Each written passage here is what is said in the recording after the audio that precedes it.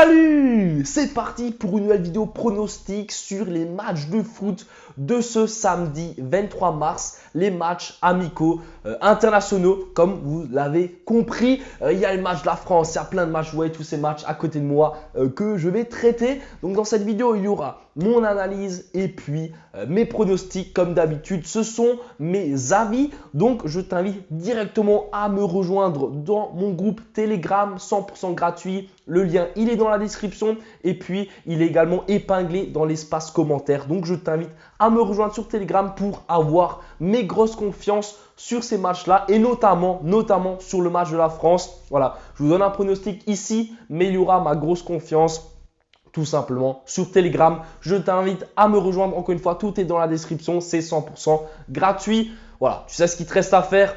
Let's go sur Telegram. Maintenant, on va passer à ces 4 matchs-là que j'ai sélectionnés. Voilà, je vous mets tout ça là. Première rencontre qu'on va traiter. On va opposer cette équipe d'Angleterre à l'équipe du Brésil. Let's go! On adore le Brésil.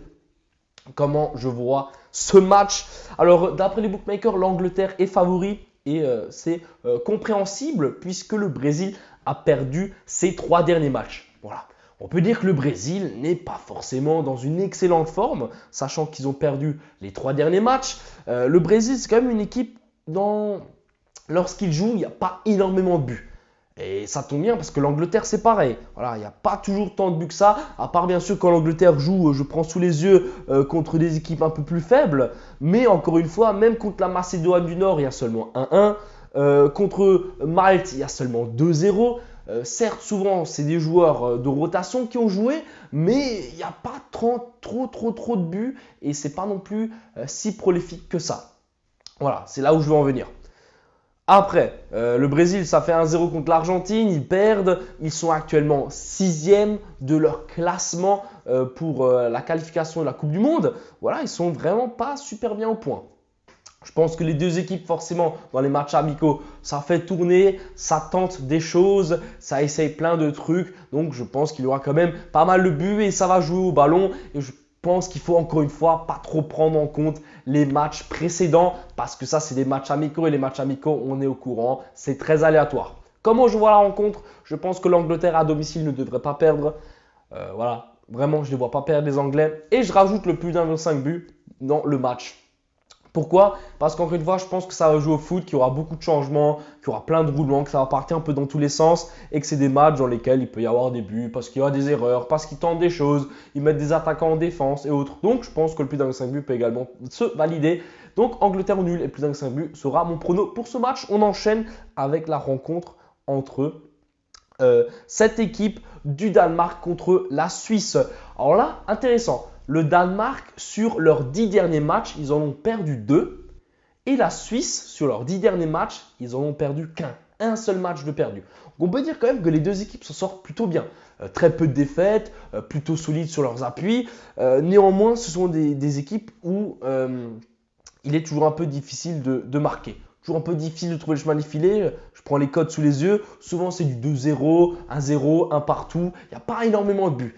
Encore une fois, moi je suis quelqu'un qui aime bien voir les matchs amicaux très prolifiques où ça part un peu dans tous les sens. Donc là, je vais partir un peu contre la logique, contre les trucs basiques. Parce que de base, ce match-là, il aurait dû se finir en match nul mi-temps et voire même match nul fin du match. Vraiment, un match très serré. Moi, je me dis, c'est un match amical, ça peut partir dans tous les sens. On part donc sur les deux équipes marques, la cote est à 1,90. Franchement, c'est très bien coté. Encore une fois, c'est un match plutôt difficile à analyser, mais je m'attends à ce qu'il y ait du spectacle. Et on part donc là-dessus. Ensuite, la Croatie contre la Tunisie. Match suivant. Là, pour moi, il y a une différence de niveau. Voilà, les Croates, même si en ce moment, ils ne sont pas dans une excellente forme, ils sont, selon moi, bien meilleurs que les Tunisiens. Pour moi, la Croatie, c'est une nation qui sait bien jouer au foot, qui défend très bien. Voilà, il y a toutes les stars du côté croate. Il n'y a aucun souci normalement à se faire. Pour moi, ils vont être meilleurs, peut-être s'imposer, peut-être pas. Ça reste un match amical, donc tout est possible. Moi, je les vois quand même supérieurs. Et comme je les vois supérieurs à la Tunisie, qui pour moi n'a pas fait une trop bonne CAN, qui pour moi n'est pas super incroyable sur un terrain de foot, je les vois donc pas gagner. Après, on n'est jamais à l'abri d'une surprise en match amical, mais je pars quand même sur la victoire de la Croatie. La cote est à 1,50. Et puis maintenant, nous allons vraiment attaquer ce match-là qui me tient à cœur. La France contre l'Allemagne. Un match qui pour moi va être super stylé à regarder. Beaucoup d'engouement déjà autour de ce match. En plus, il faut savoir que moi je suis alsacien, donc je vis à côté de l'Allemagne. Donc vraiment ce match-là, je ne veux pas le perdre. Voilà, je ne veux pas le perdre. C'est important pour la France de gagner. J'espère que notre noisette nationale fera le travail. En tout cas, comment je vois cette rencontre? Rencontre quand même prolifique en but. Pour moi, la France est meilleure que l'Allemagne actuellement. Les Allemands se recherchent quand même depuis pas mal de temps. Ils ont beaucoup de mal. Ils ont notamment perdu 2-0 contre l'Autriche. Et un peu plus surprenant avant, ils ont perdu 3-2 contre la Turquie.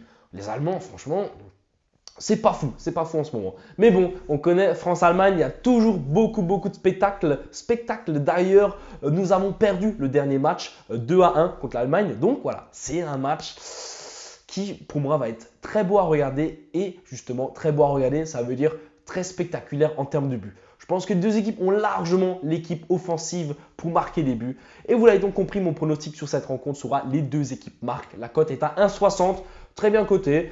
Voilà. C'était mes 4 avis pour ce samedi 23 mars. Encore une fois, si tu souhaites avoir mes avis un peu plus spécialisés, rejoins-moi sur Telegram. En tout cas, qu'est-ce que je peux dire sur cette vidéo? J'espère qu'elle vous aura plu.